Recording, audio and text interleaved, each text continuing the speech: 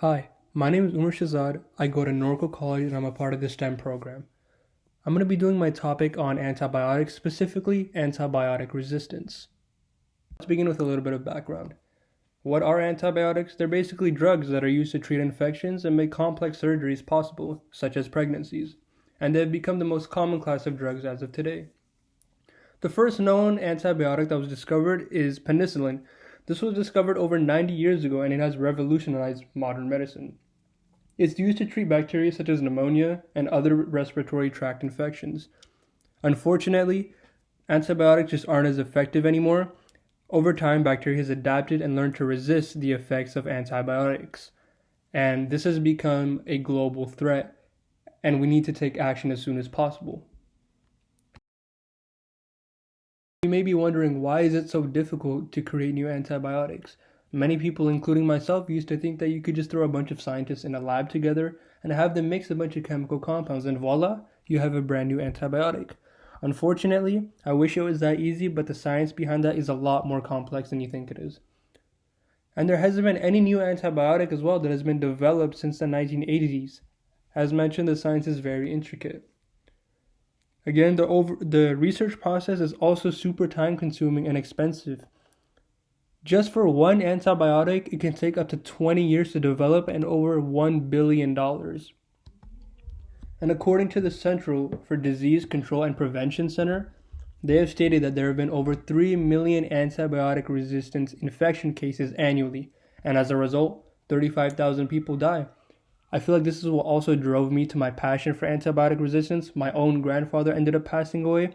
He had a urinary infection that unfortunately could not be treated with any drugs.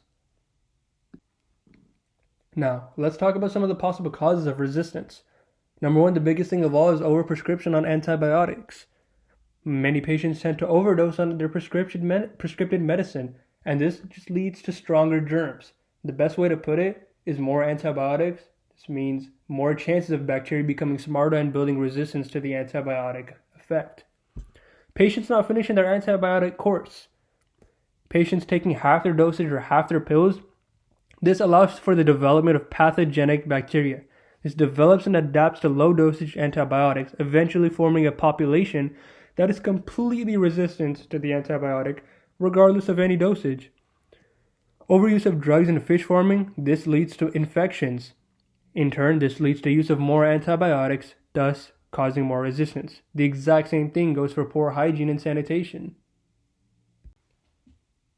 Now, there are a few things that can be done in order to increase overall production and research on antibiotics. Number one, the biggest thing is the government. We need them to work with philanthropic organizations in order for anything to happen. The government is the main source of investment, and they will be funding all the projects. They need to work together in order to create a manageable, stable pipeline of new drugs. Number two is a subscription style model. This is basically where pharmaceutical companies are paid for access to drugs based on how useful they are to the NHS. Another thing that can be done is simply providing successful past developers or even somewhat successful developers of new antibiotics with lump sum payments, basically single payments. Again, all these solutions require a lot of investment from the government, and recently there hasn't been too much success with that. Now, what we can do as a community, there's a few things. Number one, the biggest thing is simply donate to the Antibiotic Resistance Action Center. $1 billion is definitely an absurd amount of money, but if everyone puts in a little bit of time and a little bit of money, it can definitely be done.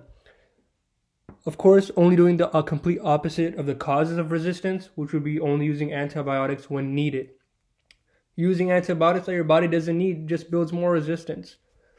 Personally, I'm a future medical student. I want to raise awareness of this global problem, and I plan on doing this by building organizations and clubs through my college. I plan on researching antibiotics and diving deep into the resistance of it as well by taking a gap year.